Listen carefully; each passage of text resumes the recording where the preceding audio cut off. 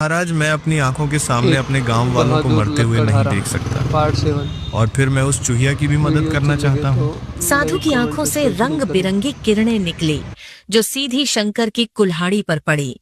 ओम नमः शिवाय। लो बेटा, अब यह तुम्हारी कुल्हाड़ी साधारण नहीं रही, यह जादुई शक्तियों से भर गई है। अपनी आंखें बंद करो और जब तुम आंखें बंद करोगे तो स्वयं को राक्षस की गुफा के सामने पाओगे। राक्षस पर सीधे इस कुल्हाड़ी से वार करना। ओम। इतना कहकर साधु ने मंत्र पढ़े और दोनों रंग बिरंगे किरणों में लुप्त हो गए। कुछ देर बाद वे एक गुफा में प्रकट हुए।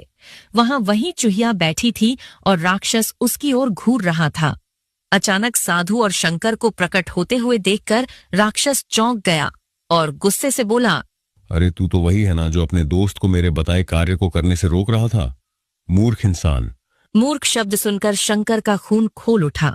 और अब यही मूर्ख इंसान तेरा अंत करेगा। इतना कहते ही शंकर ने जादुई कुल्हाड़ी से राक्षस पर वार कर दिया। अचानक राक्षस चीखने लगा।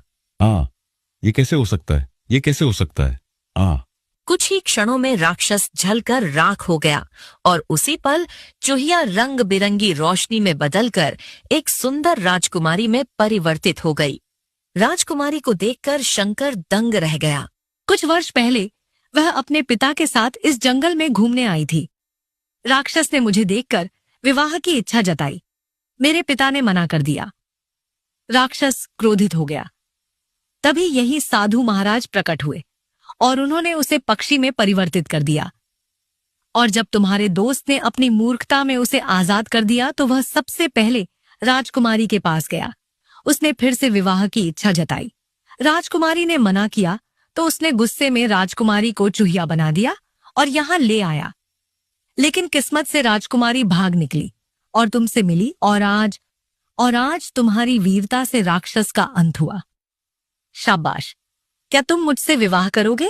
अब राजकुमारी, मैं तो एक साधारण सा लकड़हारा हूँ। नहीं शंकर, तुम साधारण नहीं हो। तुम्हारा मन सोने की तरह शुद्ध है। तुम वीर भी हो और तुमने मेरी जान बचाई है।